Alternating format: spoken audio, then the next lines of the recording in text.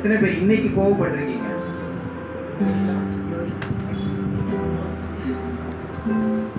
எல்லாருமே கோவப்பட்டிருக்கோம்ல. தினம் தினம் ஏதாவது ஒரு விஷயத்துல கோவம் வந்துட்டு தான் இருக்கு. இந்த கோவத்தை பத்தி தான் இன்னைக்கு நம்ம தியானிக்க போறோம். இது எப்படிப்பட்ட கோவமா இருக்கு, இதோடைய தாக்கம் எப்படி இருக்கும், இதை எப்படி கண்ட்ரோல் பண்ணலாம், இது நல்லதா கெட்டதா, இது பாவமா இல்லைன்னா இது ஒரு சாதாரண ஒரு எமோஷன் தானா அப்படிங்கிறத பற்றி தான் இன்னைக்கு நம்ம தியானிக்க போறோம். ஸோ முதல்ல கோபங்கிறது பாவமா இல்லையா? பாவமா?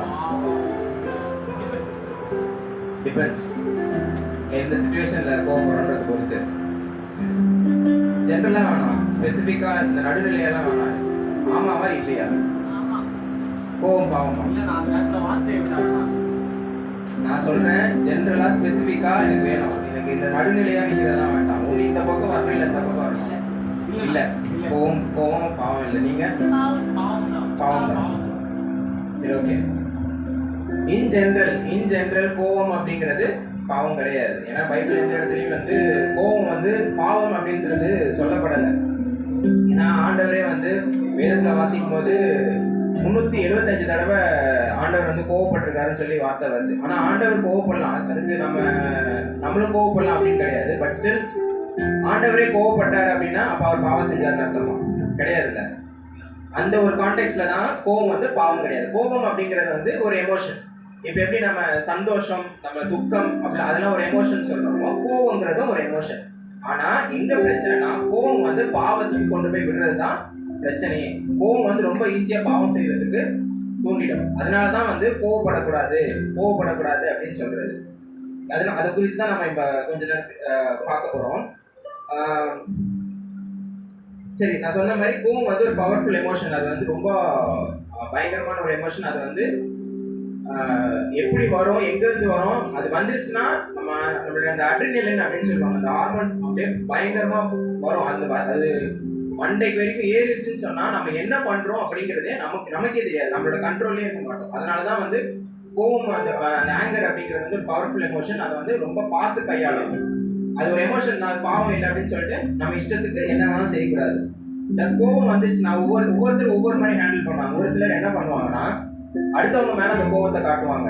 ஃபார் எக்ஸாம்பிள், வீட்டுல ஒரு கணவன் மனைவியோ இல்ல அம்மா மகள் இந்த மாதிரி ஒரு பாண்டிங் இருக்கும்ல, இவங்களுக்குள்ள என்ன பண்ணுவாங்கன்னா டக்குன்னு கோபத்தை எங்க காட்டுறதுன்னு தெரியாது. வெளியே ஆஃபீஸ் டென்ஷன் வேற ஏதாவது டென்ஷன் இருக்கும், அந்த கோபத்தை எங்க காட்டுவாங்க? வீட்டுல கொண்டு காட்டுவாங்க. ஒரு சிலர் என்ன பண்ணுவாங்கன்னா அதை பொருள் மேல காட்டுவாங்க. இப்போ வீட்டில் கிடைக்கிற பொருள்லாம் தூக்கி விட்டு எறிகிறது, இந்த மாதிரிலாம் கூட ஒரு சிலர் கோவத்தை எக்ஸ்பிரஸ் பண்ணுவாங்க. இன்னும் ஒரு சிலர் தன்னைத்தானே தாக்கிப்பாங்க. அந்த கோவத்தை வெளியே மற்றவங்க மேலே காட்ட முடியலன்றதுனால தான் மேலேயே காமிச்சிப்பாங்க. ஒரு பார்த்துருக்கீங்களா, அந்த செவுத்துல போய் வேகமாக குத்துறது, இதெல்லாம் என்னது? நம்மளே ஹர்ட் பண்ணிக்கிறது, டேமேஜ் பண்ணிக்கிறது தான். ஸோ இது எல்லாமே பார்த்தீங்கன்னா ஒவ்வொரு விதத்தில் ஒவ்வொரு விதமாக நம்ம எக்ஸ்பிரஸ் பண்ணுறது. பாவம், அந்த கோவம் அப்படிங்கிறது ஒரு ரெண்டு விதமா பிரிச்சிடலாம். ஒண்ணு சின்ஃபுல் ஆங்கர், அதாவது பாவமான கோபம். இன்னொன்னு நீதியான கோபம், நியாயத்துக்கு பண்ற கோபம். ஸோ ரெண்டு விதமா கோபத்தை பிரிச்சிடலாம். இப்போ எந்த கோபம் ப்ரொடக்டிவா இருக்கும், எந்த கோபம் டெஸ்ட்ரக்டிவா இருக்கும்னு நினைக்கிறீங்க? நான் ரெண்டு கோபம் சொன்னேன், சின்ஃபுல் ஆங்கர்னு சொன்னேன், இன்னொன்னு பாவமான கோபம்னா நீதியான கோபம்னா. எது உருவாக்கும், எது அழிக்கும்? நீதியான கோபம் உருவாக்கும்.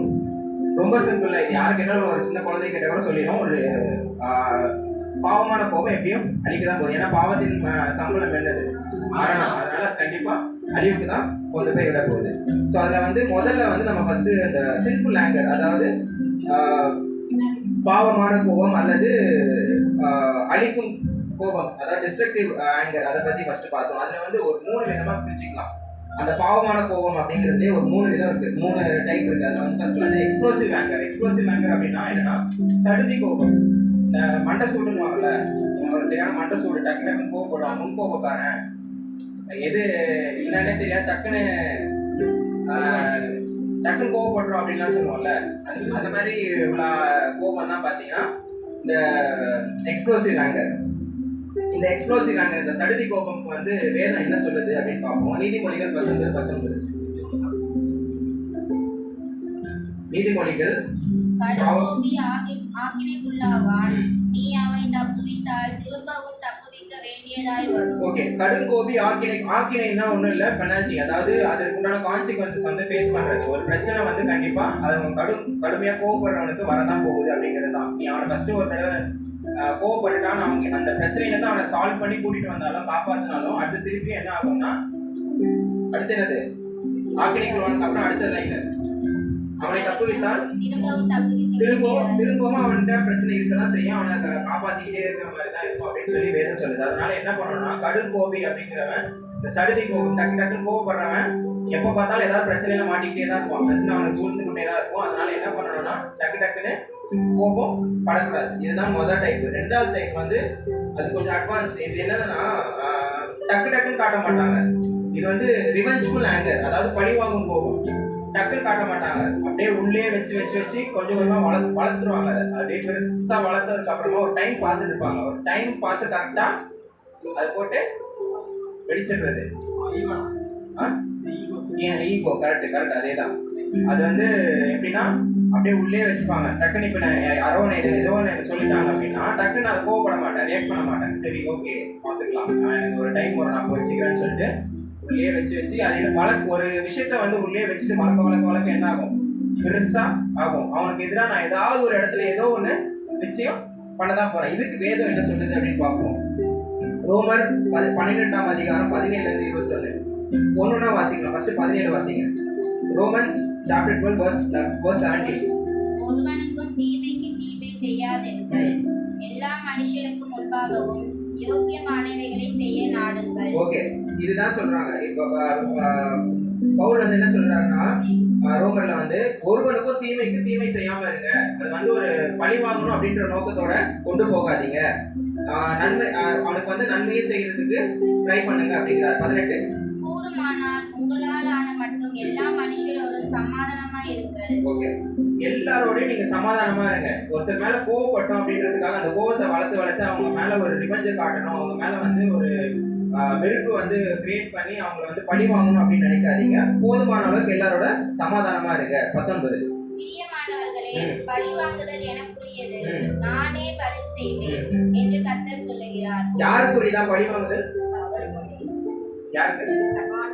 ஆண்டவருக்குரியது. பழி வாங்குதல்ங்கிறது நம்ம கிட்ட இல்ல. நம்மள ஒருத்தர் ஏதோ பண்ணிட்டாங்கன்றதுக்காக கோவப்பட்டு அதை வந்து உள்ளே வச்சு அவனை பழி வாங்கணும் அப்படின்னு சொல்லி அதை வளர்க்கறத விட்டுட்டு அதை அப்படியே விட்டுட்டு விலைக்கு வந்துட்டோம்னா அந்த ரிவெஞ்சை யார் பார்த்துப்பா? நான் பார்த்துக்கிட்டேன் அப்படின்னா இவ்வளவுதான் இருக்கும் அவனுக்கு. இப்போ என்ன வந்து என்னோட எதிரின்றதோட எனக்கு ஏதோ யாராவது பண்ணிட்டாங்கன்னு வச்சுக்கோங்க, நான் மேல கோவப்பட்ட அவனை ரிவெஞ்ச் எடுக்கணும்னு சொல்லி நான் எதாவது பண்ணா என்னால் இவ்வளவுதான் பண்ண முடியும். ஆனா சரி ஓகே, இதை நான் வந்து ஆண்டவர்கிட்ட கொடுத்துக்கிறேன், ஆண்டவர் பார்த்துப்பாரு, இதை வந்து நான் இதை மறந்து நான் மன்னிச்சு விட்டு வந்துடுறேன் அப்படின்னா அவர் பண்றது வந்து பயங்கரமா இருக்கும். அதுக்காக ஆண்டவர் பண்ண செஞ்சால் பெருசா செய்வாரு, அதனால நம்ம வந்து இது ஆண்டவர்கிட்ட ஒப்படைச்சு நம்ம வந்துடும் அப்படி இல்லை, அப்படி சொல்ல வரல. பட் ஒருத்தர் மேல உள்ள கோபத்தை வந்து வளர்த்துக்கிட்டே இருந்தோம்னா அது வந்து ஒரு பழி வாங்கணும் அப்படிங்கிற உணர்வை கொண்டு வரும். அதனால யார் மேலேயும் ஒரு பழி வாங்கணும் அப்படின்ற ஒரு வெறுப்புணர்வு வந்து கிரியேட் பண்ணிக்காதீங்க அப்படின்னு பவுல் சொல்றாரு. அடுத்தது 20வது வசனம். அன்றியும் உன் சத்துரு பசியா இருந்தால் அவனுக்கு போஜனம் கொடு, அவன் தாகமா இருந்தால் அவனுக்கு பானம் கொடு. நீ இப்படி செய்வதனால் அக்கினை தழலை அவன் தலையின் மேல் குவிப்பாய். ஓகே, இது என்ன சொல்றாங்கன்னா, உன்னுடைய எதிரி வந்து உன்னோட பகைவன் வந்து உன்னோட சத்துரு வந்து உனக்கு ஏதாவது செஞ்சான்னு சொல்லிட்டு நீ அவனுக்கு எதுவும் செய்யாம, அவன் பசியா இருக்கிறானா அவனுக்கு சாப்பாடு கொடு, அவன் தாகமா இருக்கிறானா அவனுக்கு தண்ணி கொடு. இதனால நீ என்ன பண்ண போறன்னா அவன் மேலதான் வந்து அந்த லோடு வந்து, அதாவது இப்ப நம்ம ஜெனரலா சொல்லணும், ஒரு விஷயத்த நம்ம செஞ்சோம்னா அதுக்கு வந்து கண்டிப்பா what is so shall you reap பண்றோம்ல, நீ என்ன செய்யறியோ அதுதான் விதைக்க போற, என்ன விதைக்கிறியோ அதுதான் அறுக்க போற. அது மாதிரி நீ இது இப்படி பண்றதுனால என்ன ஆக போகுது அப்படின்னா அவன் அறுவடை பண்ணக்கூடிய விஷயங்கள் வந்து இன்னும் பயங்கரமாக்கிட்டே போக போகுது. அதனால நீ அவன்கிட்ட எப்படி இருக்கணும்னா, அவனுக்கு பசிக்கும் போது அவனுக்கு சாப்பாடு கொடு, அவனுக்கு தண்ணி தாகம் எடுக்கும்போது தண்ணி கொடு, அவனுக்கு ஏதோ பண்ணிட்டான்றதுக்காக அவனை அப்படியே விட்டுட்டு போகாத அப்படிங்கிறத சொல்றாரு. 21. நீ தீமையினாலே வெல்லப்படாமல் தீமையை நன்மையினாலே வெல்லும். ஓகே தான், ரிவெஞ்ச் நீ எடுக்காத, தீமையினால வெல்லாத, அதை நன்மையினால வெல்லு அப்படிங்கிறதான் பவுல் வந்து இந்த இடத்துல தெளிவா சொல்றாரு. அடுத்தது 3வது ஸ்டபர்ன் ஆங்கர். இது வந்து தமிழ்ல சொன்னா பிடிவாதம் அல்லது நீடித்த கோபம். ஒரு பிடிவாதமான கோபம் அப்படிங்கிறது வந்து இது வந்து ரொம்ப ரொம்ப முக்கியமான குரூஷியலான ஒரு கோபம். ஏன் அப்படின்னா இது வெளி ஆளுகள் மேலாம் காட்ட மாட்டோம். இந்த பிடிவாதம் இந்த நீடித்த கோபம்ன்றது வந்து வீட்டுக்குள்ள நம்ம வீட்டுக்குள்ளேயே நம்ம க்ளோஸ் சர்க்கிள் இருப்பாங்களா, ஃப்ரெண்ட்ஸ், ரிலேட்டிவ்ஸ், நம்ம close relationship, for example husband and ஒய்ஃப்குள்ள பெஸ்ட் எக்ஸாம்பிள் அதுதான். ஏன்னா மோஸ்டா எல்லா ரிலேஷன்ஷிப், மோஸ்டா எல்லா கணவன் மனைவிக்குள்ள இந்த கோபம் இருக்கும். நீ சொன்னதான் கரெக்டா, நான் சொன்னதான் கரெக்ட் அப்படின்ற மாதிரி ஒரு பிடிவாதம். இது வந்து உடனே சரியாகக்கூடிய விஷயமே கிடையாது. நீ கரெக்டா, நான் கரெக்டா, நீ தப்பா, நான் தப்பா அப்படின்னா அந்த ஈகோ வந்து அப்படியே வளர்ந்துகிட்டே தான் இருக்கும். ஒரு கட்டத்துக்கு மேல அது அவங்க பிரிஞ்சு போற அளவுக்கு கூட கொண்டு போய் விட்டுரும். இதுக்கு என்ன வேதம் சொல்றதுன்னா, எபேசியர் 4:26, Ephesians chapter 4 verse 26. நீங்கள் கோபம் கொண்டாலும் பாவம் செய்யாதிருங்கள். சூரியன் அஸ்தமிக்கிறதுக்கு முன்னாக உங்கள் எரிச்சல் தணிய கடவுது. ஓகே, என்ன சொல்றாங்கன்னா உங்களுக்கு கோபம் வந்தாலும் பாவம் செய்யாதிருங்க. பாவம் செய்யாதிருக்குன்னா என்னன்னா, அவங்கள வந்து தூஷணமான வார்த்தை பேசுறதோ இல்ல வந்து அவங்கள ஹர்ட் பண்றதோ அந்த மாதிரி காரியங்கள் எதுவும் செய்யாதீங்க அப்படிங்கிறது தான் வந்து இங்க சொல்லப்படுது. எப்போ இருக்குள்ள அந்த கோபத்தை வந்து தணிக்கணுமா, சூரியன் வந்து அஸ்தமிக்கிறதுக்கு முன்னாடி, சன் செட் ஆகுறதுக்கு முன்னாடியே நீ என்ன பண்ணணும்னா அந்த கோபத்தை வந்து குறைக்கணும் அப்படின்னு தான் வேதம் தெளிவா சொல்லுது. அப்படி சிலர் என்ன பண்ணுவாங்கன்னா, சரி சூரியன் அஸ்தமிக்கிறதுக்கு முன்னாடி கோபத்தை சரி பண்ணணும் அப்படின்ட்டு சிலர்லாம் விடிய சண்டை போடுவாங்க, பாத்தீங்களா? சரி சூரியன் வந்து அஸ்தமிக்கிறதுக்கு டைம் இருக்கு, அதுக்கு சண்டை போடுறது விடிய காலையில சரி பண்ணிக்கலாம். அது சூரியன் வந்து சாரி நமக்கு இன்னும் டைம் இருக்கு, சூரியன் சன் செட் ஆகிறதுக்கு நம்ம காலையில சண்டை போட்டுருக்கோம், ஈவினிங் வரைக்கும் டைம் இருக்கு, அதுக்குள்ள நம்ம அது வரைக்கும் சண்டை போட்டுட்டே இருப்போம், சன் செட் ஆகிற நேரத்துல காம்ப்ரமைஸ் ஆகும். அது இல்லை, அது வந்து ஒரு டைம் ஃப்ரேம் அப்படின்ற மாதிரி சொல்லியிருக்காங்க. பட் ஆனால் எவ்வளவு சீக்கிரம் முடியுமோ அவ்வளவு சீக்கிரம் அந்த கோபத்தை வந்து குறைச்சிட்டு அதுல இருந்து நம்ம வெளியே வரதுக்கு ட்ரை பண்ணணும். இதுதான் வந்து இந்த 3 விதமான சின்ஃபுல் ஆங்கர். ஃபர்ஸ்ட் என்ன சொன்னேன்? சடுதி கோபம், எக்ஸ்ப்ளோசிவ் ஆங்கர். ரெண்டாவது என்ன ஆங்கர்? ரெண்டாவது ஈகோனால என்ன? ரிவெஞ்ச்ஃபுல் ஆங்கர், அதாவது பழி வாங்குதல் உண்டான கோபம். மூணாவது ஸ்டபன் ஆங்கர், பிடிவாதமான கோபம். இந்த 3 கோபமும் பாவத்துக்கு தான் வழிவகுக்கும். அதனால தான் 3மே என்னதுன்னா சின்ஃபுல் ஆங்கர் அப்படின்னு சொல்றோம். சரி, அடுத்து இது வந்து righteous anger or protective anger. Righteous anger அப்படின்றப்போ என்னன்னா, இந்த ஆங்கர் வந்து இந்த கோபம் வந்து என்ன பண்ணும் அப்படின்னா, நம்மளை வந்து எப்பவுமே ஜென்ரலாகவே எப்பவுமே நம்ம கோபம்னாலே நம்மளை அழிச்சிடும் அப்படின்றாங்க. அப்படி இல்லை, கோபம் வந்து ஒருத்தர் உருவாக்கவும் செய்யும். இப்போ ஒருத்தரை பார்த்து இவ்வளவு குண்டா இருக்கு, அசிங்கமா இல்லை அப்படின்னு கேட்டான்னு வச்சுக்கோங்களேன், அவன் வந்து உடனே கோவப்பட்டு இப்போ நான் உடம்பு குறைச்சி காட்டுறேன் அவன்கிட்ட எதுவும் பேசாம அவன் போய் உடம்பு குறைக்கிறான்ல, அவன் உடம்பு குறைக்க அதுல என்ன இருக்கு அப்படின்னு நினைக்காதீங்க. அது வந்து ஒரு ஹெல்த்தி லைஃப் ஸ்டைலுக்குள்ள அவன் போறான். அவன் வந்து ரொம்ப வெயிட் போட்டு ரொம்ப கண்ட கருமத்தையும் சாப்பிட்டுட்டு உடம்பு பெருசாக்காம கொஞ்சம் நல்ல ப்ராப்பரான டயட் சாப்பிட்டு உடம்பை வந்து குறைச்சி இது பண்றாங்க, ஃபிட் ஆகுறான்ல. இப்போ இது வந்து என்னதுன்னா இவனை உருவாக்கவும் செய்யுது. இது ஒரு கோபத்தினாலதான் அவன் இதுக்குள்ள இறங்குறான். ஆனா இது வந்து ஒருத்தர் என்ன பண்ணும், உருவாக்கவும் செய்யும். அதுதான் வந்து ப்ரொடக்டிவ் ஆங்கர், அதாவது ரைச்சியஸ் ஆங்கர். இதுல தமிழ்ல சொன்னா நீதியின் கோபம் அல்லது உருவாக்கும் கோபம் அப்படின்னு சொல்றோம். அதுதான் ஆண்டவர் வந்து 375 தடவை வேதத்துல வந்து கோவப்பட்டிருக்காரு அப்படின்னு சொல்லி பார்க்கலாம். எதுக்காக கோவப்பட்டாரு அப்படின்னா, ஹியூமன் க்ரூவாலிட்டி அண்ட் இன்ஜஸ்டிஸ், அதாவது மனிதர்கள் மேல ஒரு அநீதி நடக்கும்போது அவங்களுக்கு வந்து கஷ்டப்படுறப்போ அவங்களுக்கு விரோதமாக யாராவது செயல்படுறப்போ தான் ஆண்டவர் வந்து கோவப்பட்டிருக்காரு. அதுதான் வந்து வேதத்துல சொல்லியிருக்கு. மொத்தமா 455 தடவை கோபம் அப்படிங்கிற வார்த்தை வந்து பைபிள்ல வருதான். அதுல ஆண்டவர் மட்டும் 375 தடவை கோவப்பட்டிருக்காருன்னு சொல்லி வேதத்துல வாசிக்கிறோம். ஏன் ஆண்டவர் இயேசு கிறிஸ்து கோவப்பட்டிருக்காரு இல்லையா? எங்க கோவப்பட்டிருக்காரு சொல்லுங்க பார்ப்போம். ஆண்டவர் இயேசு கிறிஸ்து எங்க கோவப்பட்டாரு சொல்லுங்க. ஓகே, வேற பேதுரு வந்து கூட இருந்துட்டு உங்களுக்கு இப்படி நேரிடக்கூடாதுன்னா பின்னாடி போய் பார்த்தாங்க. ஓகே, இது எல்லாமே எக்ஸ்பிளிசிட்டா வந்து கோவப்பட்டாருன்னு இருக்காது பைபிள்ல. ஒரு சில இடத்துல மட்டும் தான் இருக்கும். அதுல ஒரு இடம் நான் எங்க அவரே கோவப்பட்டாரு அப்படின்ற மாதிரி மென்ஷன் பண்ணிருப்போம். அது எதுன்னு நான் அடுத்து சொல்றேன். மற்ற இடங்கள்ல கோவப்பட்டாருன்ற மென்ஷன் பண்ணியிருக்காரு. ஏன் தெரியுமா? இப்போ தம்பி சொன்னாங்க, இந்த தேவாலயத்துல வந்து கல்லர் குவியாக்கினீர்களே அப்படின்னு சொல்லி இது பண்றாரு. அது வந்து கோபத்தின் வெளிப்பாடு, அதை எக்ஸ்பிரஸ் பண்ணாரு. ஆனா அதுல கோவப்பட்டாருன்னு சொல்லியிருக்க மாட்டாங்க. ஆண்டவர் என்ன பண்ணுவாருன்னா, அதுல வந்து அங்க அந்த பெஞ்ச் டேபிள்லாம் வச்சிருப்பாங்க, இந்த புறா விற்கிறவங்க எல்லாம் எல்லாரையும் விரட்டி விட்டுட்டு இந்த டேபிள் எல்லாத்தையும் அடிச்சு கீழே தள்ளுவார். இது வந்து பர்டிகுலரா ஒருத்தர் அட்டாக் பண்ணி ஒருத்தரை வந்து அட்டாக் பண்ணணும், அவங்களை காயப்படுத்தணும் அப்படின்னு சொல்லி யாரும் அங்க பேச மாட்டாரு. இதுதான் நீதியின் கோபம். அவர் கோவப்பட்டாரு, ஆனா அவர் என்ன செய்யறாரு அப்படின்னா யாரையுமே தனி மனித தாக்குதல் பண்ணல. உனக்கு அறிவு இல்லையா இப்படி பண்றியா அப்படின்னு சொல்லி ஒருத்தனை பிடிச்சி கேட்கிறதோ இல்ல ஒருத்தனை மட்டும் அடிக்கிறதோ அந்த மாதிரி எதுவுமே செய்யல. அதுதான் இங்க சொல்லப்பட்டிருக்கு. அதுதான் மார்க் 11ஆம் அதிகாரம் 15 to 17 வாசிங்க.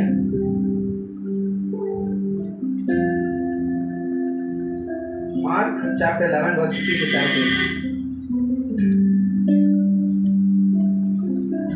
அவர்கள் எருசலேமுக்கு வந்தார்கள். இயேசு தேவாலயத்தில் பிரவேசித்து ஆலயத்தில் விற்கிறவர்களையும் கொள்ளுகிறவர்களையும் துரத்திவிட்டு காசுக்காரருடைய பலகைகளையும் புறா விற்கிறவர்களுடைய ஆசனங்களையும் கவிழ்த்து ஒருவனும் தேவாலயத்தின் வழியாக யாதொரு பண்டத்தையும் கொண்டு போக விடாமல் என்னுடைய வீடு எல்லா ஜனங்களுக்கும் ஜெப வீடு எனப்படும் என்று எழுதியிருக்கவில்லையா?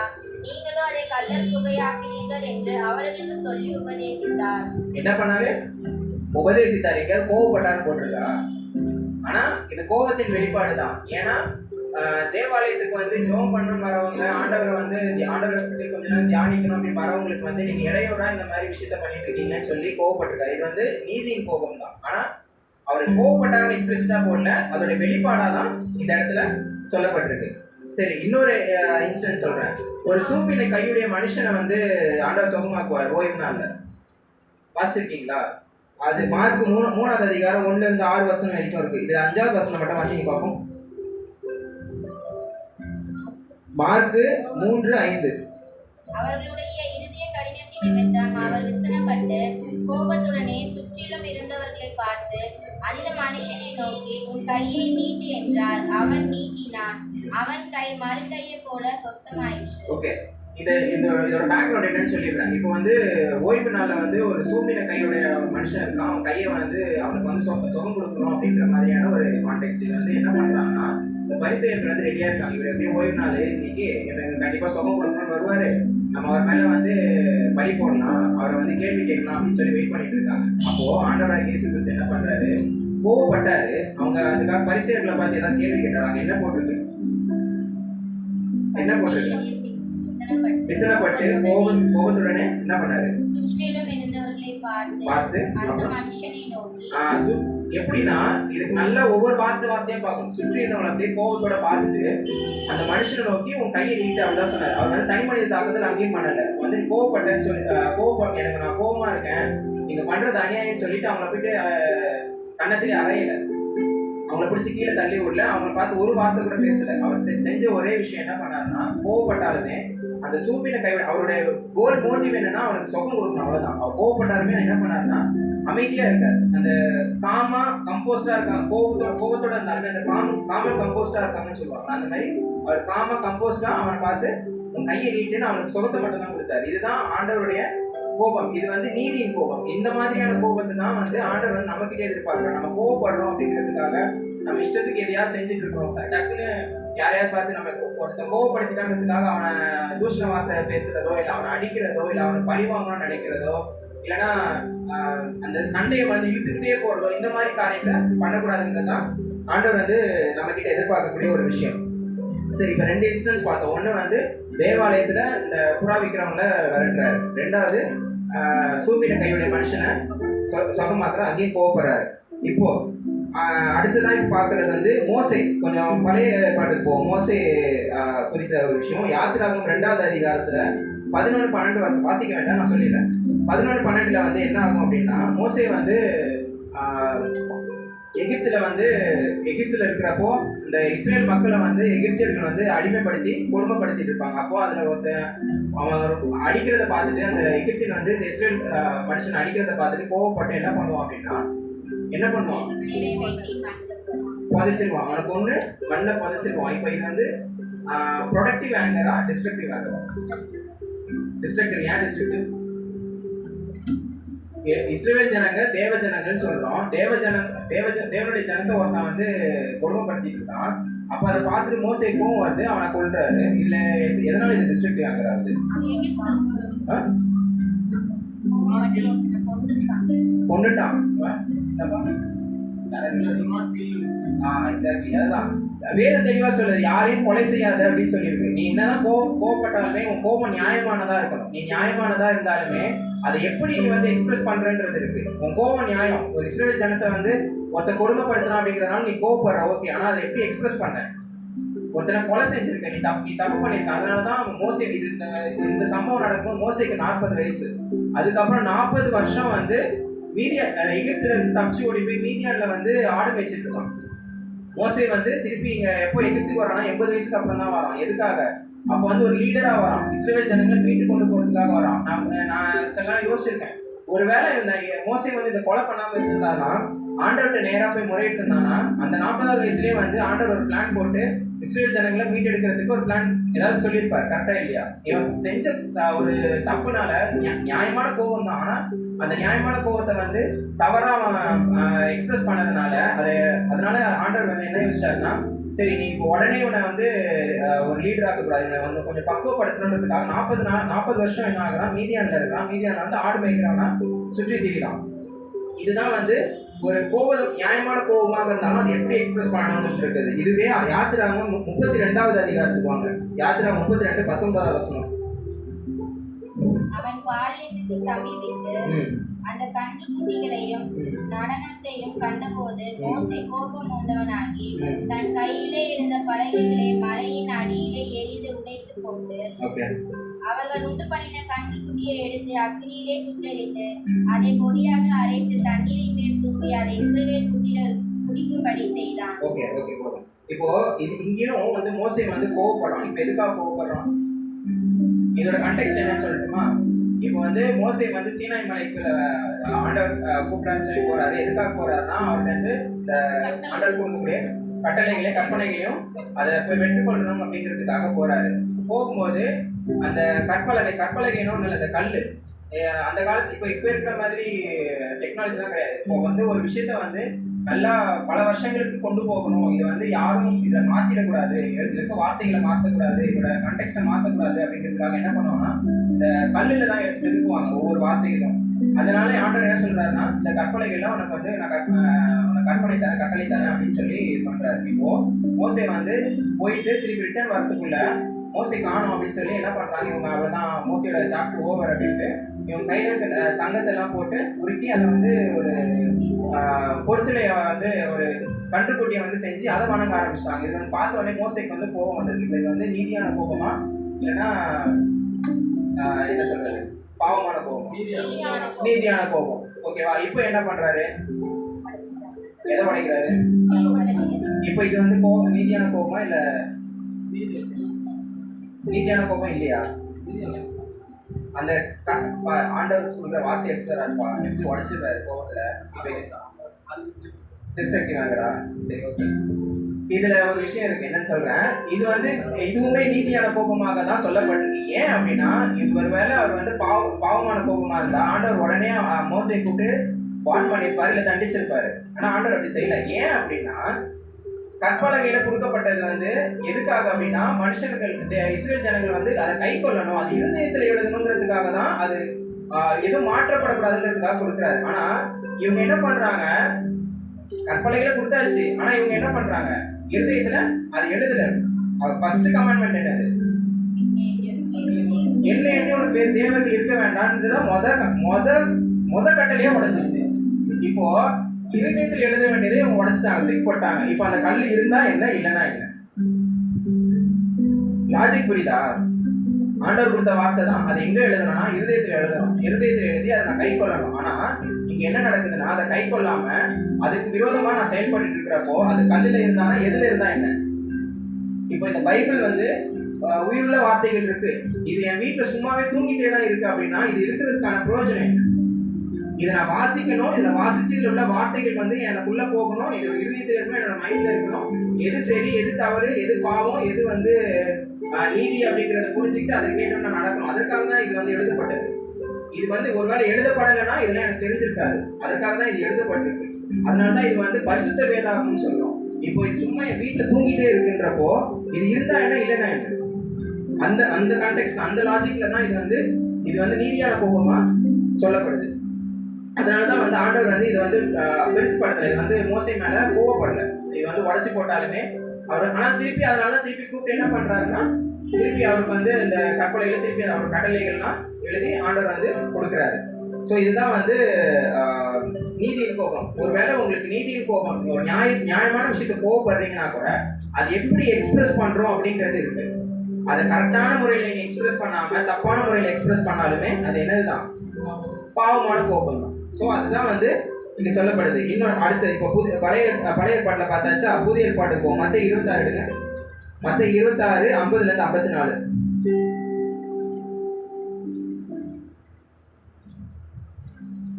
இயேசு அவனை நோக்கி, சிநேகிதனே, என்னத்திற்காக வந்திருக்கிறாய் என்றார். அப்பொழுது அவர்கள் கிட்ட வந்து இயேசுவின் மேல் கை போட்டு அவரை பிடித்தார்கள். அப்பொழுது இயேசுவோடு இருந்தவர்களில் ஒருவன் கை நீட்டி தன் பட்டயத்தை உருவி பிரதான ஆசாரியனுடைய வேலைக்காரனை காதல வெட்டினான். ஓகே, போதும். இப்போ இயேசுவோடு இருந்த மனுஷன் வந்து இந்த மாதிரி பண்ணாது. யாரு தெரியுமா?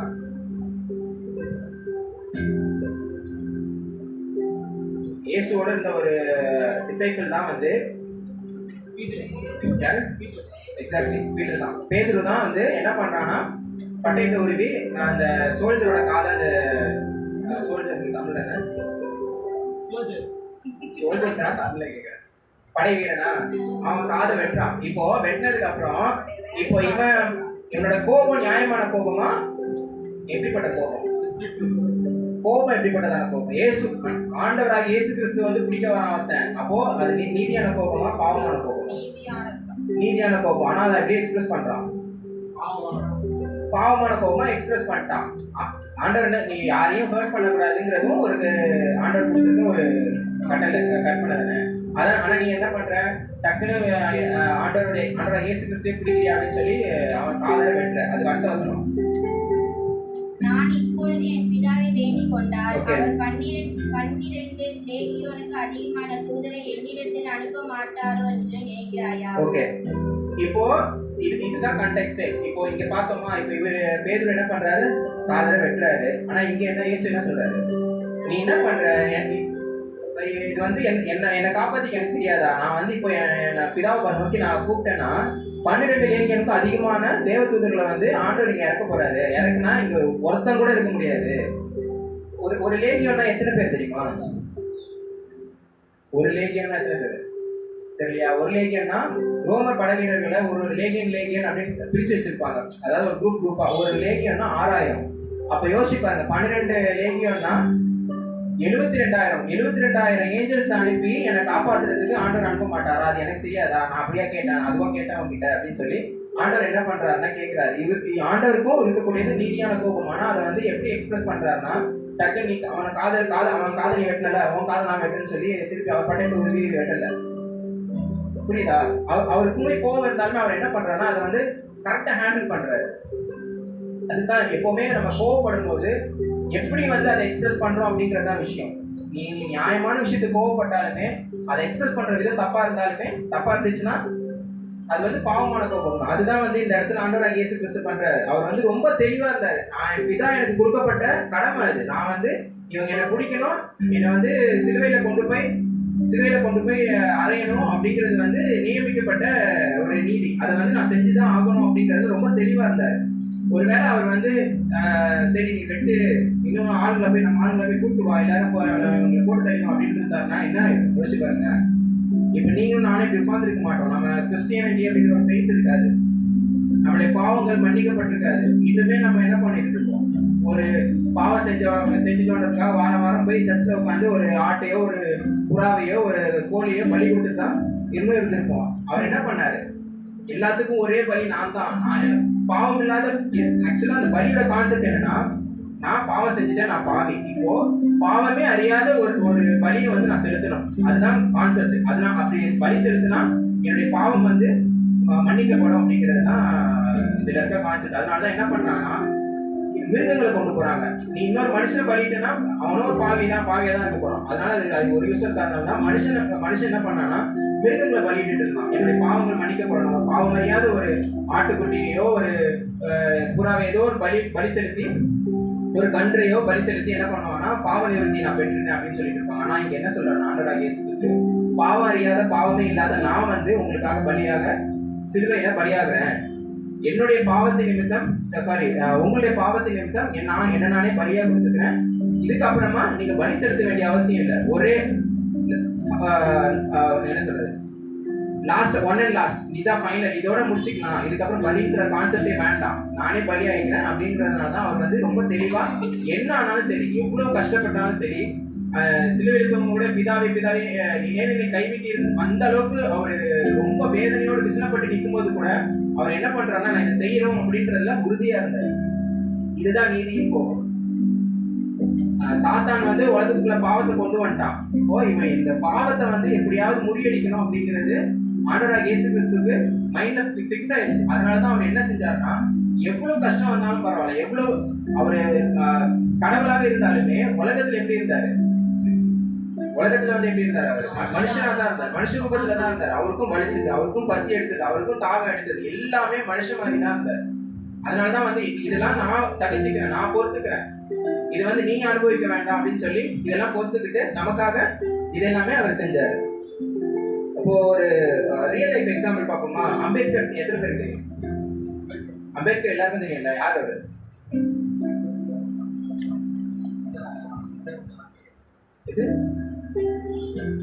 சொல்லு என்ன சொல்லு, கரெக்டா? Advocate, lawyer. அவர் என்ன பண்ணார், அவர் என்ன சாதனை பண்ணார்? ரூல்ஸா? என்ன ரூல்ஸ்?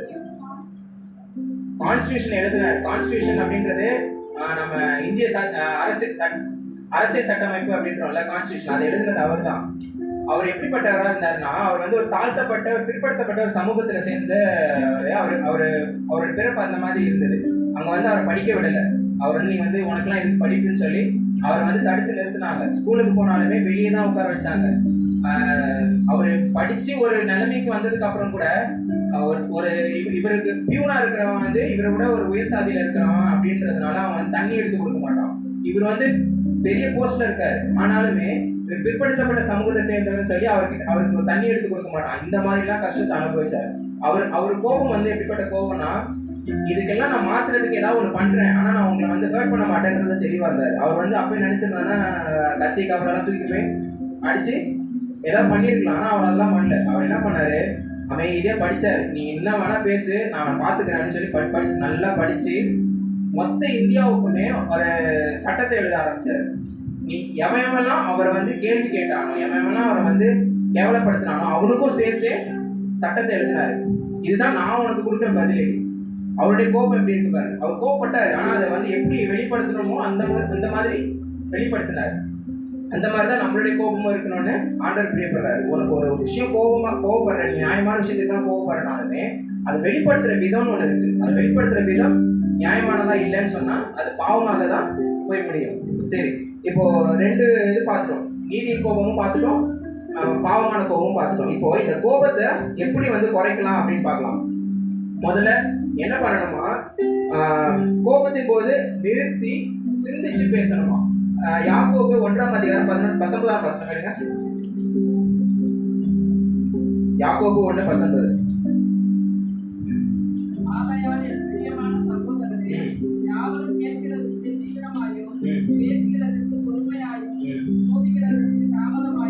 ஓகே, கோவப்படுறதுக்கு தாமதம் பண்ணுங்க, லேட் பண்ணுங்க, உடனே கோவப்படாதீங்க. முதல்ல லிசன் பண்ணுங்க, கேளுங்க. முதல்ல யாராவது ஏதாவது பேசுறாங்கன்னா என்னன்றது கேளுங்க. அதுக்கப்புறமா நீங்க பேசுறதுக்கும் கொஞ்சம் ஸ்லோ பண்ணுங்க. கோவப்படுறதுக்கு இன்னும் நல்லா ஸ்லோ பண்ணிக்கோங்க அப்படிங்கிறது தான் வந்து வேறும் தெளிவா சொல்லுது. அதனால நம்ம கோவப்படும் போது என்ன பண்ணணும்னா, ஃபர்ஸ்ட் யார் என்ன பேசுறாங்களோ முதல்ல கேட்கணும். ரெண்டாவது, நம்ம உடனே நம்மளும் நீ பேசியா நானும் என்னோட பாயிண்ட் நான் பேசுறேன் அப்படின்னு போகக்கூடாது. கொஞ்சம் அமைதியா நிறுத்தி நிதானமா யோசிச்சு பேசணும். ஏன்னா கோபத்துல வந்து ஒரு ட்ரிகர் பண்ணி விட்டாங்கன்னா நம்ம டக்குன்னு என்ன பேசணுன்றது நமக்கு தெரியாது.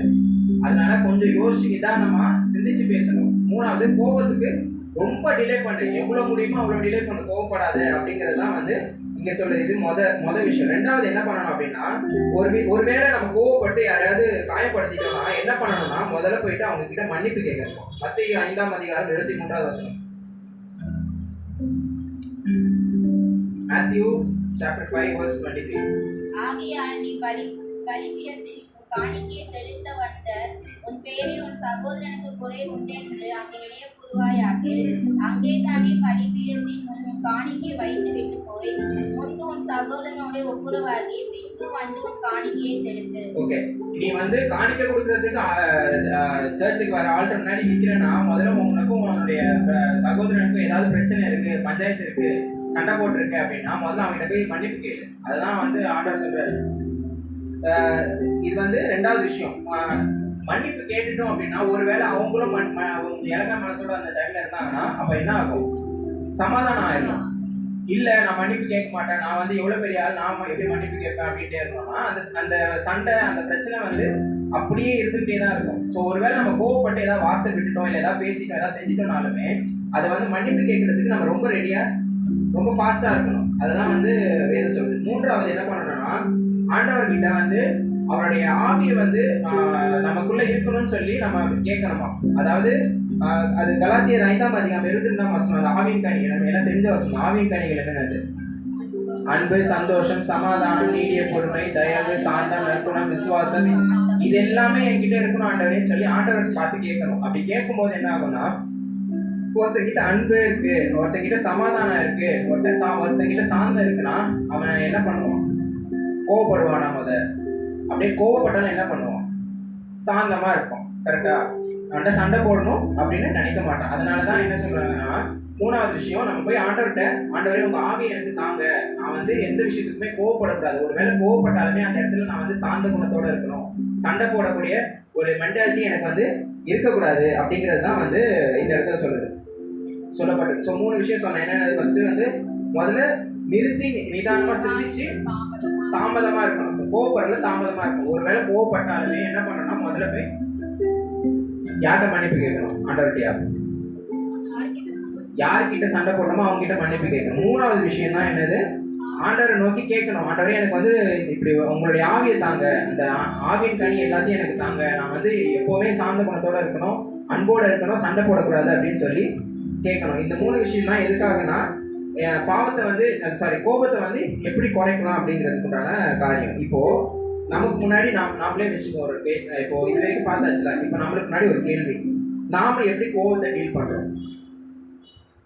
நம்ம ஜஸ்ட் நீங்களே யோசிச்சு பாருங்க. எனக்கு கோவம் வருது, இப்போ நான் அதை எப்படி ஹேண்டில் பண்ணிருக்கேன்? இது வரைக்கும் நான் ஏதோ விஷயத்துக்கு கோவப்படுறேன், நியாயமான விஷயத்துக்கு கோவப்படுறோமா இல்லை அநியாயமான விஷயத்துக்கு கோவப்படுறோமா ஏதோ, ஆனால் கோவப்பட்டா நான் என்ன பண்றேன் அப்படிங்கறது யோசிச்சு பாருங்க. கோவம் என்ன கண்ட்ரோல் பண்ணுதா இல்லை நான் கோவத்தை கண்ட்ரோல் பண்றேன்? ஒருவேளை கோபம் என்ன கண்ட்ரோல் பண்ணிச்சுன்னு சொன்னா என்ன வரும்? பாவமான கோபமா மாறிடும். அந்த ஃபர்ஸ்ட் பார்த்தோம் என்னது? Explosion anger. அதான் சடுதி கோபம் வரும், பழி வாங்கணும்னு தோணும், பிடிவாதமான ஒரு குணம் இருக்கும். இந்த மாதிரியான கோபம் தான் வரும் எப்போனா கோபம் வந்து நம்மளை கண்ட்ரோல் பண்ணும்போது. இதுவே நம்ம கோபத்தை கண்ட்ரோல் பண்ணோம்னா என்ன ஆகும்? அப்படியே ஆப்போசிட்டா நடக்கும். இந்த மாதிரியான தவறான கோபம் தவறான விஷயத்துக்கு நம்ம போகாம என்ன பண்ணலாம்னா சாந்த குணத்தோட இருக்கணும், சமாதானத்தோட இருக்கணும், சண்டை சச்சரவு இல்லாம கோவப்படாம எல்லாரோடையும் சமாதானமா இருக்கும்படியான ஒரு காரியத்தை நம்ம பார்க்க முடியும். இதுதான் வந்து ஆண்டவர் வந்து நம்ம கிட்ட எதிர்பார்க்குது. அதனால நம்ம என்ன பண்ணணும் அப்படின்னா முடிஞ்ச அளவுக்கு ஆண்டவரை நோக்கி, ஆண்டவரே உங்க ஆவி எனக்கு தாங்க, உங்க ஆவி எனக்கு இருந்தா போதும், நான் வந்து யாருக்கிட்டையும் கோவப்பட மாட்டேன், கோவப்பட்டாலும் சண்டை போட மாட்டேன், சண்டை போட்டாலும் சமாதானமாகிறதுக்கு நான் முயற்சி பண்ணுவேன் அப்படிங்கிறத வந்து தெளிவாக வந்து வேதனை வந்து நம்ம கற்பிக்குது. சரி, ஓகே, இப்போ இதெல்லாம் பார்த்தாச்சு. இப்போ இதுக்கு முன்னாடி நான் கோவப்பட்டிருக்கேன்ல, இது வரைக்கும் இப்போ இதுக்கப்புறமா உள்ளது ஓகே. இதுக்கு முன்னாடி நான் நிறைய கோவப்பட்டிருக்கேன், நிறைய பேரை கஷ்டப்படுத்திருக்கேன், காயப்படுத்திருக்கேன், நிறைய வார்த்தைகள் பேசியிருக்கேன், ஒருத்தரை சில அடிச்சிருக்கேன். இப்போ இது எப்படி நான் சரி பண்றது? நீங்க இதெல்லாமே ஒரு செல்ஃப் அனலைசிஸ் தான். நீங்களே யோசிச்சு பாருங்க, நம்ம யாருக்கெல்லாம் கோவப்பட்டு காயப்படுத்திருக்கோம், யாரை கஷ்டப்படுத்திருக்கோம், யாரை வந்து நான் கை நீட்டி அடிச்சிருக்கேன், இதனால என்ன ஆயிருக்கு, இதோட இம்பாக்ட் என்ன ஆயிருக்கு, எத்தனை பேருடைய வாழ்க்கையில இதனால கோவத்தினால நான் இழந்திருக்கேன் அப்படின்றத யோசிச்சு பாருங்க. இப்போ இதெல்லாம் சரி செய்யணும் அப்படின்னு நினைச்சீங்கன்னா அவங்க கிட்ட போய் ஒப்புரவாகுங்க, சமாதானமாகறதுக்கு முயற்சி பண்ணுங்க, அவங்க கிட்ட போய் சாரி சொல்லுங்க. அவங்க வந்து உங்களை நீங்க பேசுறத வந்து நீங்க உங்களை மன்னிப்பு ஏத்துக்கிறாங்களோ ஏத்துக்கலையோ உங்க சைட்ல இருந்து முயற்சி செய்யுங்க. நான் இந்த மாதிரி செஞ்சிருக்க கூடாது, நான் பண்ண தப்பு, என்னை மன்னிச்சிரு, அவ்வளவுதான், சிம்பிள். அதுக்கு மேல வேண்டாம். அதுக்கப்புறம் அவங்க மன்னிக்கிறது மன்னிக்காதது அவங்க கிட்ட இருக்கு. ஒருவேளை அவங்க மன்னிக்கலனாலும் ஆண்டவராக இயேசு கிறிஸ்து உங்களை மன்னிக்க போறாரு. ஏன்னா அவரை தான் என்ன பண்ணிட்டாரு? சிலுவையில நமக்காக பாடுபட்டு நம்ம செஞ்ச பாவத்தை எல்லாம் மன்னிக்கிறதுக்கு பலியாயிட்டார். ஒரே பலியா அவர் பலியாயிட்டார். அதனால பாவம் எல்லாமே மன்னிக்கப்பட்டது. ஸோ இதற்கான முயற்சியை வந்து நம்ம இனிமேல் மேற்கொள்ளணும். இதுதான் வந்து ஆண்டவர் கொடுத்திருக்க வார்த்தை. ஸோ அதுக்காக கடவுளுக்கு நன்றி.